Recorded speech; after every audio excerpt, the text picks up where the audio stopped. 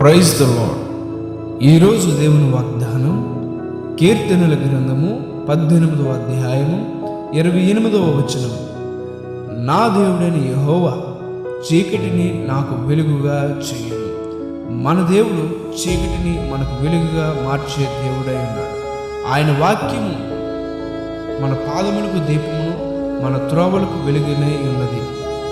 ఏమీ కనిపించినటువంటి మార్గాలలో, ఎటు తోచినటువంటి పరిస్థితుల్లో, అంధకారమయమైనటువంటి మన జీవితాల్లో అంధకారాన్ని తొలగించి, చీకటిని తొలగించి మన జీవితాల్లో వెలుగును నింపడానికి మన దేవుడు సిద్ధంగా ఉన్నాడు.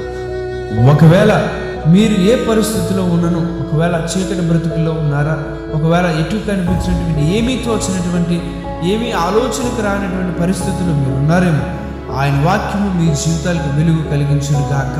ఆయన మన జీవితాల్లో ఒక వెలుగును నింపడానికి వచ్చి ఉన్నాడు కనుక, ఒకవేళ చీకటి పరిస్థితిలో ఉన్నను ఆయనను మనం ఆశ్రయించిన యెడల మన జీవితాన్ని కూడా ఆయన వెలుగులోకి నడిపించే దేవుడై ఉన్నాడు.